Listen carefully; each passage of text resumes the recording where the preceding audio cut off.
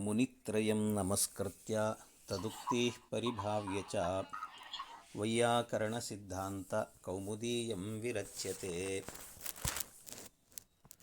इदानीम् अजन्तपुल्लिङ्गप्रकरणम् आरभते। तत्र सिद्धान्तकौमुद्याम्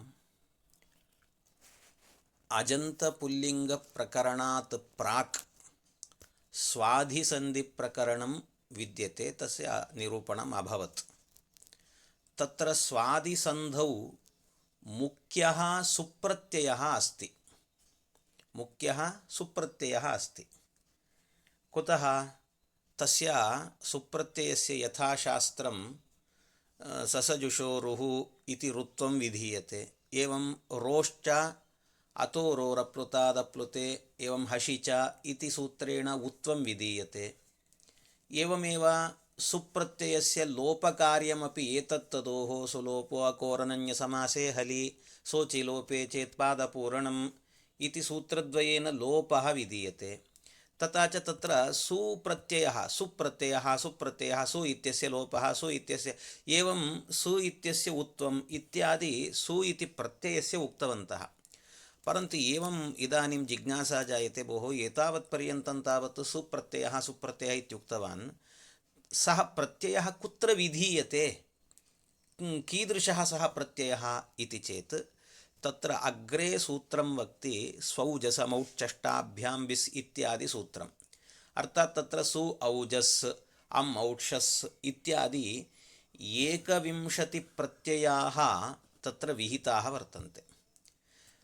एते प्रत्ययाः कदा भवन्ति, कस्य भवति इति प्रश्ने तत्र किञ्चित् अधिकारसूत्रं वर्तते। ज्ञाप्रातिपदिकात् इति। ज्ञाप्रातिपदिकात् इत्युक्ते ञन्तात् आभन्तात् प्रातिपदिकात् एते प्रत्ययाः स्युः इति। अर्थात् प्रातिपदिकसंज्ञकात् शब्दस्वरूपात् एते प्रत्ययाः भवन्ति इति कथयन्ति। तथा च इदानीं तत्र प्रातिपदिकसंज्ञकात् भवन्ति इत्युक्तवन्तः। परन्तु प्रातिपदिकम् इत्युक्ते कः, प्रातिपदिकसंज्ञा केन सूत्रेण विधीयते इति जिज्ञासा जायते। अतः अत्र प्रसङ्गसङ्गत्या अजन्तपुल्लिङ्गप्रकरणस्य प्रारम्भे एव प्रातिपदिकसंज्ञाविधायकं सूत्रं किञ्चिद् वक्ति अर्थवदधातुरप्रत्ययप्रातिपदिकम् इति सूत्रम्। अवगतं वा? किं भो? तथा च अर्थवदधातुरप्रत्ययप्रातिपदिकम् इति सूत्रं वक्ति। तत्र प्रथमतः अर्थवत् अधातुः अप्रत्ययः प्रातिपदिकम् इति चतुष्पदात्मकं सूत्रं विद्यते। इदं प्रातिपदिकासंज्ञाविधायकं सूत्रं भवति। अस्मिन् सूत्रे अर्थवत् अधातुः अप्रत्ययः प्रातिपदिकम् इति 4 पदानि भवन्ति। अत्र अर्थवत् इत्यस्य अयम् अभिप्रायः, अर्थः अस्य अस्ति इति अर्थवत्। अर्थवत् अर्थात् अर्थवान् कः भवति? अर्थवान् कः भवति? शब्दः एव, तावदेव एवं खलु, शब्दः एव भवति। अर्थवान् तावत् शब्द एव भवति। तथा च अर्थवत् शब्दः भवति इति कृत्वा तत्र शब्दः इति अध्याहार्यं भवति, अध्याहारः कर्तव्यः तत्र। तथा च परन्तु तत्र अर्थवत् इति सूत्रे तावत् नपुंसकलिङ्गनिर्दिष्टं वर्तते। नपुंसकलिङ्गेन तत्र निर्दिष्टं वर्तते अर्थवत् इति, अर्थवान् इति नास्ति। परन्तु शब्दः इति तावत् पुल्लिङ्गशब्दः वर्तते। तथा च तत्र शब्दः इति यदि स्वीकुर्मः तर्हि तस्य विशेषणं न भवति, अर्थवत् शब्दस्वरूपम् इति कथनीयम्। अतः तत्र किं कुर्वन्ति, अर्थवत् इति नपुंसकलिङ्गनिर्देशस्य अनुगुणं शब्दः इत्यस्य शब्दस्वरूपम् इति शब्दः अध्याह्रियते। अद्याहृतञ्च तत् विशेष्यं भवति। शब्दस्वरूपम् इति विशेष्यम्, अर्थवत् इति विशेषणं वर्तते। तथा च अर्थवत् शब्दस्वरूपं प्रातिपदिकसंज्ञं स्यात् इति सूत्रार्थः भवति। परन्तु एवं सति पुनः भवताम् एवं जिज्ञासा स्यात्, भोः अर्थवत् इति नपुंसकलिङ्गनिर्देशस्य अनुगुणं यथा शब्दस्वरूपम् इति विशेष्यम् अद्याहृतं वर्तते, तद्वत् तत्र अधातुः अप्रत्ययः इत्यपि विशेषणमेव वर्तते। तथा च अधातुः इत्यपि कथं निर्देशः क्रियते? अधातु इति कर्तव्यम्, अप्रत्ययः इत्यत्र अप्रत्ययम् इति कर्तव्यं। यथा मधुशब्दः विद्यते, मधुशब्दः विसर्गरहितः भवति, मधु मधुनी मधूनि इति।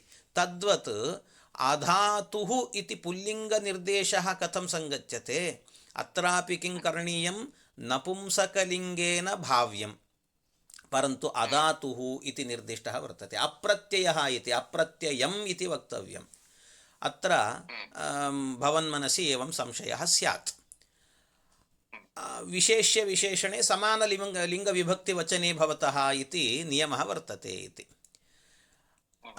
अतएव अत्र नपुंसकलिङ्गानुसारेण शब्दस्वरूपम् इति वत् विशेष्य अर्थात् अधातु अप्रत्ययम् इति वक्तव्यं खलु, कथं पुल्लिङ्गौ स्तः इति प्रश्ने कृते तत्र एवं समाधानं भवति, इदम् उत्तरं भवति। विशेष्य विशेषणयोः समानलिङ्गविभक्तिवचनता इति सामान्यनियमः। अर्थात् सामान्यनियमः इत्युक्ते तत्र बाधकमपि विद्यते इत्यर्थः, अपवादः अपि विद्यते इति। यत् सामान्यं भवति तस्य अपवादः वर्तते एव इत्यर्थः। अर्थात् विशेष्य विशेषणयोः समानलिङ्गविभक्तिवचनता इति नियमः वर्तते, परन्तु तत्र असति बाधके इत्यपि वक्तव्यम्। असति वा अर्थात् विशेष्य विशेषणयोः समानलिङ्गविभक्तिवचनता इति सामान्यनियमः, तत्र एवं दलं पूरणीयं भवति। असति बाधके विशेष्य विशेषणयोः समानलिङ्गविभक्तिवचनता इति तत्र अध्याहारः कर्तव्यः। तथा च असति बाधके इति वदामः चेत् यत्र बाधकं भवति चेत् तत्र न भवति। कुतः? अत्र विशेष अनुशासने सति सः नियमः न प्रवर्तते। प्रकृते तावत् अधातुः इत्यस्य विग्रहवाक्यं कथं भवति? न धातुः अधातुः, एवं न प्रत्ययः अप्रत्ययः इति तत्र विग्रहवाक्यं भवति। परन्तु तत्र नञ् तत्पुरुषसमासः कृतः वर्तते। तत्र तत्पुरुषसमासे लिङ्गानुशासनप्रकरणम् इति अत्रैव कौमुद्याम् आगच्छति, लिङ्गानुशासनप्रकरणम् इति। तत्र भगवता पाणिनिना इदं सूत्रं तत्र निर्दिष्टं वर्तते, परवल्लिङ्गं द्वन्द्वतत्पुरुषयोः इति। परवल्लिङ्गं द्वन्द्वतत्पुरुषयोः इति किञ्चित् सूत्रं वर्तते, पाणिनेः अनुशासनम् अस्ति तत्र। अर्थात् द्वन्द्वे तत्पुरुषे च समासे परपदवत् समासस्वरूपस्यापि लिङ्गं भवति इति। अवगतं? द्वन्द्वे तत्पुरुषे च समासे परपदवत् समासस्वरूपस्यापि लिङ्गं भवति इति। अत्र न धातुः अधातुः इत्यत्र न इति प्रथमं पदं, परपदं किं वर्तते? धातुः इति पदं वर्तते। तथा च द्वन्द्वे एवं तत्पुरुषसमासे च परपदं यादृशलिङ्गकं भवति तादृशलिङ्गकमेव समासे अपि भवति इति। तथा च अत्र न धातुः इत्यत्र धातुः इति पुल्लिङ्गे वर्तते, अतः समासे अपि किं भवति? अधातुः इति तत्र पुल्लिङ्ग एव भवति। एवमेव अप्रत्ययः इत्यस्यापि न प्रत्ययः इत्यत्र प्रत्ययशब्दः पुल्लिङ्गे वर्तते इति कृत्वा परवल्लिङ्ग अर्थात् परवल्लिङ्गं द्वन्द्वतत्पुरुषयोः इति पाणिनेः अनुशासनात् अत्रापि अप्रत्ययः इति पुल्लिङ्गे एव भवति इत्यभिप्रायः। अवगतमिति मन्ये। अवगतं वा? एवम्। अनन्तरम् अत्र अप्रत्ययः इत्यस्ति। अप्रत्ययः इति पदस्य आवृत्तिः क्रियते। आवृत्तिः नाम द्विरुच्चारणम् इत्यर्थः।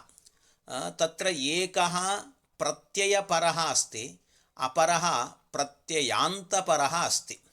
कुतः इत्युक्ते कश्चन नियमः वर्तते। प्रत्ययग्रहणे तदन्तग्रहणम् इति परिभाषा वर्तते। प्रत्ययग्रहणे तदन्तग्रहणम् इति परिभाषया प्रत्ययशब्दात् प्रत्ययान्तः अपि गृह्यते। अत एव अत्र प्रत्ययं प्रत्ययान्तञ्च वर्जयित्वा इति सूत्रार्थः सम्पद्यते। तथा च प्रत्ययभिन्न अर्थात् तस्य अभिप्रायः प्रत्ययभिन्नं प्रत्ययान्तभिन्नं धातुभिन्नम् अर्थवत् शब्दस्वरूपम् अर्थात् धातुभिन्नं प्रत्ययभिन्नं प्रत्ययान्तभिन्नम् अर्थवत् शब्दस्वरूपं प्रातिपदिकसंज्ञं स्यात् इति सूत्रार्थः फलितः भवति। अत्र अष्टाध्याय्यां चतुर्थ अध्याये प्रथमपादे स्वौजसमौट् इत्यनेन सूत्रेण सु औजस् इत्यादयः स्वादिप्रत्ययाः विहिताः भगवता पाणिनिना। तत्र ज्ञाप्रातिपदिकात् इति अधिकारसूत्रम् अस्ति। तत्र किं तत् प्रातिपदिकम् इति जिज्ञासायाम् इदं सूत्रम् आरब्धं विद्यते। एवं खलु? अतः इदानीं प्रातिपदिकसंज्ञायाः अत्र विहितत्वात् स्वादिप्रत्ययाः भवन्ति इति। अत्र इदानीं दलकृत्यचिन्तनं करोति। दलकृत्यचिन्तनम् अर्थात् इदानीं सूत्रार्थस्तावत् स्फुटः खलु। तत्र धातुं प्रत्ययं प्रत्ययान्तञ्च वर्जयित्वा इत्युक्ते धातुभिन्नं प्रत्ययभिन्नं प्रत्ययान्तभिन्नम् इत्यर्थः भवति इति। तथा च सूत्रार्थः स्फुटः वर्तते इति अहं मत्वा अग्रे गच्छामि। तत्र यद्यपि अर्थवदधातुरप्रत्ययप्रातिपदिकम् इति सूत्रे अर्थवत् अधातुः अप्रत्ययः इत्यस्ति, तत्र इदानीं दलकृत्यचिन्तनं करोति। तत्र अधातुः इति किमर्थम् इति। अधातुः इति किमर्थं? यदि अधातुः इति न वदामः तर्हि किं स्यात्? सूत्रार्थः एवं स्यात्। प्रत्ययं प्रत्ययान्तञ्च वर्जयित्वा अर्थवत् शब्दस्वरूपं प्रातिपदिकसंज्ञं स्यात् इति सूत्रार्थः स्यात्। एवं सति तर्हि अहन् इत्यत्र समस्या भवति। अहन् इत्यत्र अहन् इति हनुधातोः लङि लङ्लकारे प्रथमपुरुष एकवचनरूपं भवति अहन् इति। तत्र लङि तिप्रत्ययः भवति, शप्रत्ययः भवति, शपः लोपः भवति, इतश्च इति इकारस्य एवं हल्ङ्याभ्यो इत्यादि सूत्रेण तत्र तिप्रत्ययस्यापि लोपः भवति इति कृत्वा अहन् इति रूपं सिद्ध्यति। तावत् स्वीकुर्वन्तु। अहन् इति रूपं वर्तते। अहन् इति रूपसिद्धौ अर्थवत् सूत्रे यदि अधातुः इति पदं न दीयते, तादृशपद अभावे धातोः अपि प्रातिपदिकसंज्ञा स्यात् इति। धातोः अपि प्रातिपदिकसंज्ञा स्यात्। भोः प्रातिपदिकसंज्ञा स्यात् इत्युक्ते भवतु नाम प्रातिपदिकसंज्ञा का क्षतिः इति चेत्, भोः यदि प्रातिपदिकसंज्ञा स्यात् तर्हि किं स्यात्? सुबुत्पत्तिः स्यात्। कुतः? ज्ञाप्रातिपदिकादिति सूत्रेण तावत् तत्र प्रातिपदिकात् स्वादयः प्रत्ययाः विहिताः वर्तन्ते। तथा च तत्र सुप्रत्ययः स्यात् खलु इति चेत्, भोः तिङ् प्रत्ययः तिप्तश्चि इत्यादि सूत्रं वर्तते खलु, तत्सूत्रं तावत् अस्य सूत्रस्य अपवादसूत्रं विद्यते। यदि प्रातिपदिकसंज्ञा भवति चेत् तदा किं स्यात्? सुबुत्पत्तिः स्यात्। सुबुत्पत्तिः यदि स्यात् तर्हि तिङ् प्रत्ययस्य कुत्र वा अवकाशः विद्यते? तस्य अवकाश एव नास्ति। अतः अवकाश अभावात् तत्सूत्रम् अपवादसूत्रं भवति। तथा च अपवादत्वात् तत्र सुबुत्पत्तिम् अर्थात् सुप्रत्ययं बाधित्वा तत्र तिङ् प्रत्ययः एव भवति। अतः किमर्थम् अत्र अधातुः इति वक्तव्यं? मास्तु। यदा अधातुः इति प्रातिपदिकसंज्ञा भवति, प्रातिपदिकसंज्ञायां सत्यां तत्र सुबुत्पत्तिः स्यादिति आक्षेपः कर्तव्यः। परन्तु तत्र प्रातिपदिकसंज्ञायां सत्यामपि क्षतिः नास्ति। कुतः? सुबपवादे तत्र तिङि उत्पन्ने तत्र पुनः तत्र प्रातिपदिकसंज्ञा सत्यामपि प्रातिपदिकसंज्ञायां सत्यामपि क्षतिः नास्ति, आपत्तिः नास्ति इति चेत् भोः भवतु नाम तदा यदा तिङ् प्रत्ययः भवति, तिङ् प्रत्यये सति तिङ् उत्पन्ने अनन्तरं लुप्ते च तस्मिन् प्राग्जातायाः प्रातिपदिकसंज्ञायाः अनपगमात्, अर्थात् तादृशसंज्ञा इदानीमपि वर्तते इति।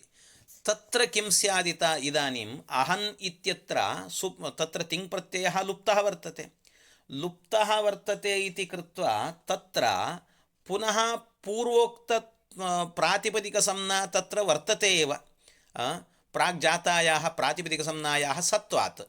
तथा च तत्र इदानीं सुबुत्पत्तिः स्यादिति आपत्तिः नास्ति तत्र। तर्हि का आपत्तिः इति चेत् नलोपप्रातिपदिकान्तस्य इति सूत्रं वर्तते। नलोपप्रातिपदिकान्तस्य इति सूत्रे किं वक्ति? तत्र अर्थात् प्रातिपदिकात् पदसंज्ञकात् शब्दात् पदसंज्ञकशब्दस्य नकारस्य लोपः इति। पदसंज्ञकस्य प्रातिपदिकस्य नकारस्य लोपः, अन्ते विद्यमान नकारस्य लोपः इति कथयति। तथा च तत्र इदानीं प्रातिपदिकसंज्ञा विद्यते खलु अनेन सूत्रेण, अधातुः इति न दत्तं वर्तते। अतः अनेन सूत्रेण अहन् इत्यस्य प्रातिपदिकसंज्ञा वर्तते। एवं पदसंज्ञकत्वमपि सुबन्तं तिङन्तं च पदसंज्ञं सुप्तिङन्तं पदम्। अतः तत्र पदसंज्ञकस्य प्रातिपदिकस्य नस्य लोपः इत्युक्तत्वात् अत्र नकारस्य नलोपप्रातिपदिकान्तस्य इति सूत्रेण लोपः स्यात् इति आपत्तिः भवति। न तु सुबुत्पत्तिः स्यादित्यापत्तिः तत्र, अपि तु नलोपः स्यादित्यापत्तिः भवति। नकारस्य लोपः भवति, परन्तु तदा यदा नकारस्य लोपः भवति तत्र अनिष्टरूपं सञ्जायेत। तन्निवारणार्थम् अधातुः इति दातव्यम् इत्यभिप्रायः। भोः अथापि तत्र अधातुः इति मास्तु इति। किमर्थम् इत्युक्ते कश्चन अग्रे किञ्चित् सूत्रम् आगच्छति, प्रत्ययलोपे प्रत्ययलक्षणम् इति। प्रत्ययलोपे प्रत्ययलक्षणम् इति अर्थात् अत्र सूत्रे न केवलम् अधातुः इत्युक्तवन्तः, प्रत्ययं प्रत्ययान्तञ्च वर्जयित्वा इति। तथा च अहन् इत्यत्र तावत् तिङ् इति कश्चन प्रत्ययः आगत्य तस्य लोपः सञ्जातः। तथा च तिङन्तः वर्तते, अहन् इति शब्दस्वरूपं तिङन्तः। तथा च तिङन्तशब्दस्वरूपं वर्तते इति कृत्वा तत्र तिङन्तत्वात् प्रत्ययान्तत्वात् प्रत्ययान्तं वर्जयित्वा इत्युक्तत्वात् तस्य प्रातिपदिकसंज्ञा न भवत्येव। अधातुः इति मास्तु, तत्र अप्रत्ययः इति पददानादेव पर्युदाससम्भवे, तस्य निवारणसम्भवे किमर्थम् अधातुः इति दीयते? भोः तथापि तत्र तिप्रत्ययः आगतः, परन्तु इदानीं लुप्तः वर्तते खलु, तस्य लोपः सञ्जातः खलु इति प्रश्ने तत्र वक्ति अग्रे सूत्रं वर्तते प्रत्ययलोपे प्रत्ययलक्षणम् इति। अर्थात् सूत्रम् एवं वक्ति, प्रत्ययलोपे सत्यपि तत्र प्रत्ययः वर्तते इति स्वीकुर्मः इति किञ्चित् सूत्रं वर्तते। तथा च तत्र प्रत्ययलोपे अपि सः शब्दः प्रत्ययान्ततया एव गृह्यते इति। तथा च अहन् इत्यत्र तिप्रत्ययस्य लोपे कृते अपि प्रत्ययान्तः एव इति स्वीकुर्मः, प्रत्ययलोपे इति प्रत्ययलक्षणम् आश्रित्य। तथा च अप्रत्ययः इति तत्र पदस्य दानात् प्रत्ययान्तभिन्नम् इत्युक्तत्वात् तत्र अधातुः इति न दातव्यम्। अहन् इत्यस्य लोपः, नकारस्य लोपः न भवत्येव। किमर्थं दीयते इति चेत्, भोः नलोपप्रातिपदिकान्तस्य इति सूत्रे यः नलोपः विहितः तत्र तावत् प्रत्ययलक्षणमाश्रित्य प्रत्ययान्तत्वं वक्तुं न शक्यते इति। तत्र न शक्यते। भोः तत्कथं ज्ञायते इति चेत् तत्र महर्षि पाणिनिः एव ज्ञापितवान् वर्तते। कुत्र इत्युक्ते किञ्चित् सूत्रं वर्तते, नङि सम्बुद्ध्योः इति सूत्रं। नङि सम्बुद्ध्योः इति तत्र किं वक्ति, सम्बुद्धौ विद्यमाननकारस्य एवं सप्तमी विभक्तौ विद्यमाननकारस्य च लोपः न भवति इति तत्र निषेधं करोति। न लोपप्रातिपदिकान्तस्य इति सूत्रेण यः नकारस्य लोपः विहितः, सम्बुद्धौ तावत् नकारस्य लोपः न भवति इति। इदानीं पश्यन्तु, हे राजन् इत्यस्ति, हे राजन् इति। हे राजन् इत्यत्र किं भवति, राजन् इति नकारान्तशब्दः। नकारान्तशब्दस्य तत्र किं भवति, सुप्रत्ययः भवति। सुप्रत्ययस्य तत्र सु इति प्रत्ययस्य तावत् हल्ङ्याभ्यो इत्यादि सूत्रेण लोपः भवति। तथा च सुप्रत्ययः आगत्य लोपः सञ्जातः। तत्र लोपः सञ्जातः इति कृत्वा पुनः अत्र नलोपप्रातिपदिकान्तस्य इति लोपः भवतु इति चेत् तत्र एवमेव वक्तुं शक्यते, भोः प्रत्ययस्य लोपे सत्यपि तत्र प्रत्ययान्तत्वम् आश्रियते। प्रत्ययान्तत्वं विद्यते इति कृत्वा तत्र प्रातिपदिकसंज्ञा नास्ति, अतः लोपः न भवति इति वक्तुं शक्यते। तेनैव वारणसम्भवे पुनः निषेधकरणीयम् एकं सूत्रम् आरम्भं कृतवान् महर्षिः। किं सूत्रं तत्, नङि सम्बुद्ध्योः इति। अर्थात् सम्बुद्धौ विद्यमाननकारस्य लोपः न भवति इति। इदञ्च सूत्रं व्यर्थमेव। किमर्थम् इत्युक्ते तत्र प्रत्ययान्तत्वादेव प्रातिपदिकसंज्ञा नास्ति इति वक्तुं शक्यते। किमर्थम् इदं सूत्रम् आरम्भणीयं, व्यर्थं खलु इति चेत्, व्यर्थं सत् किञ्चिदर्थं ज्ञापयति इति नियमानुसारेण अत्र ज्ञापयति। किं ज्ञापयति, प्रत्ययलक्षणमाश्रित्य प्रत्ययान्तत्वं वक्तुं न शक्यते इति। अर्थात् यत्र सम्बुद्धौ वा सप्तम्यां वा तत्र प्रत्यय अर्थात् नलोपप्रातिपदिकान्तस्य इति सूत्रविषये प्रत्ययान्तत्वम् आश्रित्य प्रत्ययलक्षणम् आश्रित्य प्रत्ययान्तः अयं शब्दः इति पर्युदासः न प्रवर्तते। तादृश प्रत्ययान्तपर्युदास अर्थात् प्रत्ययान्तत्वादेव तत्र प्रातिपदिकसंज्ञा नास्ति इति वक्तुं न शक्यते इति ज्ञायते। तथा च अनेन एवं ज्ञाते सति प्रकृते अपि अहन् इत्यत्र नलोपप्रातिपदिकान्तस्य इति सूत्रस्य प्रवृत्तौ अस्य सूत्रात् अर्थात् प्रत्ययलक्षणम् आश्रित्य प्रत्ययान्तत्वं वक्तुं न शक्यते। तथा च तत्र प्रत्ययान्तत्वं वक्तुं न शक्यते इति कृत्वा प्रत्ययान्तभिन्नं प्रातिपदिकसंज्ञम् इति अत्र वक्तुं न शक्यते। तथा च अहन् इत्यस्यापि प्रातिपदिकसंज्ञा वर्तते एव। अतः तत्र किं स्यात्, नलोपप्रातिपदिकान्तस्य इति सूत्रेण लोपः स्यात् नकारस्य। तन्निवारणार्थं किं कृतवन्तः, अधातुः इति सूत्रे उक्तवन्तः। इदानीं सूत्रे तावत् अधातुः इति पदस्य दानात् धातुभिन्नम् अर्थात् धातुं वर्जयित्वा इति, धातुं प्रत्ययं प्रत्ययान्तञ्च वर्जयित्वा अर्थवत् शब्दस्वरूपं प्रातिपदिकसंज्ञं स्यात् इत्युक्तत्वात् इदानीम् अहन् इत्यस्य न भवति, प्रातिपदिकसंज्ञा न भवति। कुतः, धातुं वर्जयित्वा इत्युक्तत्वात्। अतः अधातुः इति पदस्य दानम् आवश्यकमेव इति। अस्य उदाहरणं तावत् किं भवति इत्युक्ते, राम इत्यादि रामः इति वा कृष्णः इति वा न भवति।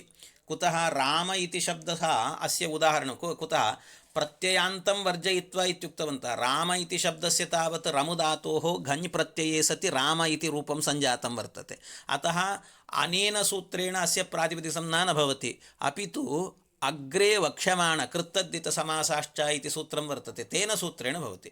परन्तु अस्य सूत्रस्य उदाहरणं किं भवति इत्युक्ते, अत्र अहं पूर्वमेव पुमक्कय्यंपरे इति सूत्रस्य व्याख्यानसन्दर्भे एव उक्तवान्। व्याकरणशास्त्रे तावत् पक्षद्वयं वर्तते, पक्षद्वयं अर्थात किमित्युक्ते व्युत्पत्तिपक्षः अव्युत्पत्तिपक्षः अर्थात केचन शब्दाः उत्पन्नप्रातिपदिकाः व्युत्पन्नप्रातिपदिकाः केचन शब्दाः अव्युत्पन्नप्रातिपदिकाः इति अर्थात व्युत्पन्नप्रातिपदिकाः नाम रमन्ते योगिनः अस्मिन्निति रामः इति रमुधातोः घञ् प्रत्ययः आगतः इत्यादि रूपेण यदि वदामः तत्र शब्दनिष्पत्तिं कृत्वा तदा व्युत्पन्नप्रातिपदिकाः इति यदि तु अव्युत्पन्नप्रातिपदिकाः नाम इदानीं कश्चन वर्तते कस्यचन एवं नाम विद्यते इति मन्यतां डित्ता इत्यस्ति डित्ता इति डिङ्गा डित्ता इत्यादि तत्र डित्ता इति शब्दस्य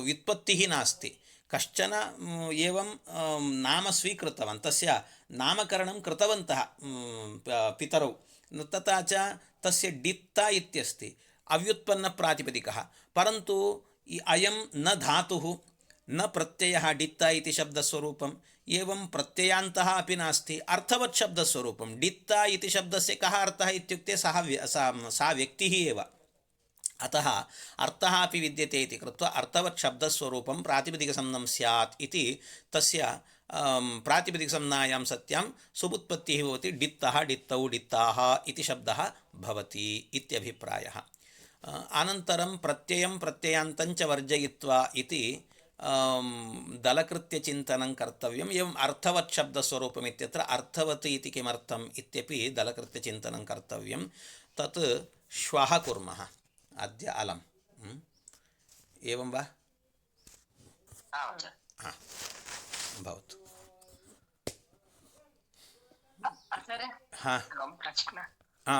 पृच्छतु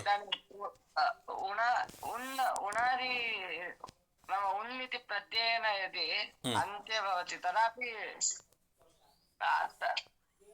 तत्र लक्ष्मी इत्यादौ उन् पृच्छतु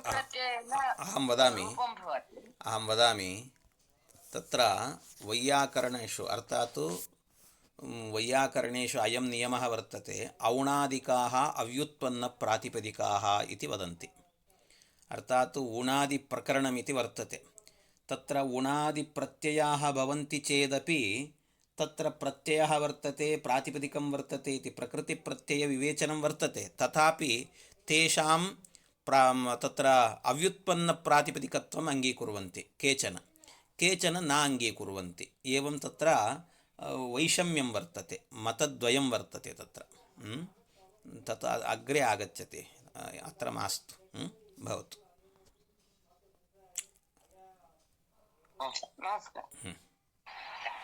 व्यासाय भुवनासाय शेषाय